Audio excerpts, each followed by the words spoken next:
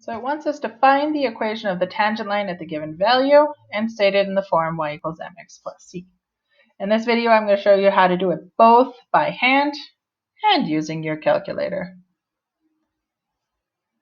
So we have our curve y equals x cubed minus 2x squared plus 2, and it wants us to find the tangent line at x equals 2. So they only give us our x value, which means we need to find the y value that goes with it. So to find the y value, we're going to go y, and we're going to sub 2 into our equation. So 2 cubed minus 2 squared plus 2. So this is going to equal 8 minus 8 plus 2, which is going to give us a y value of 2. Actually, I don't want to draw the square around that. So the coordinate that we have is x is 2, y is 2. So this is the point on the curve in which this tangent line is going to touch. And this point we're going to be able to use in order to find our equation. So in order to find the equation, we need both the point and the slope. So in order to find the slope, we need to first find our derivative. So our derivative, so we're going to bring that 3 down in front, take 1 away from the exponent, it's going to give us a 2. We're going to keep this 2 that's already there, bring this 2 down in front, take 1 away from the exponent. You can write the 1 or not, it doesn't change any difference. And then the derivative of constant is 0. So if we simplify this, we get 3x squared minus 4x. So we need to use this to find our slope. So to find our slope at x equals 2, we're going to sub this 2 value into our derivative, into our gradient function. So we're going to go 2 squared minus 4 times 2. Well, 2 squared is 4 times 3 is 12 minus 8, which equals 4. So our slope equals 4. So now that we have the slope and the point, we can throw it into the slope point form of our linear function. Let me choose a different color.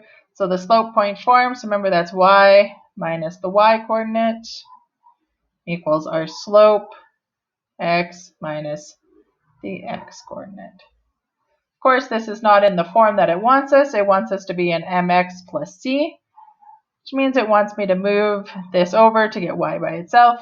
It wants me to expand out these brackets. So we're going to expand out these brackets, and we're going to add 2 to both sides. So in the correct form, we have y equals 4x. So 4 times negative 2 is negative 8. Negative 8 plus 2 gives me negative 6. So the equation of our tangent line is y equals 4x minus 6 at x equals 2. So now using our calculators to do that. So again, if you want to use your calculator to do this, you need to go Shift Menu to go into the setup, and you need to make sure that the derivative is on. If the derivative is not on, you need to scroll down and make sure that it's on. So you need to change that to on. If it's not on, your calculator will not be able to do this. So you can see here, I just went to the graphing function. And in here, I'm going to put this original equation. I'm going to put x cubed minus 2x squared plus 2. So always using the x underneath your alpha key. So x cubed minus 2, oops, make sure you're not in the exponent anymore, minus 2x squared plus 2. Not sure why it showed up over there. There we go. Make sure it's the same, x cubed minus 2x squared plus 2. And then we're just going to graph that. So I'm just going to hit the x to cube button twice, and it's going to draw our graph. So to find the equation of the tangent line, we're actually going to go into the sketch button. So we're going to click F4. And you can see there's 2 things that are going to help us right now.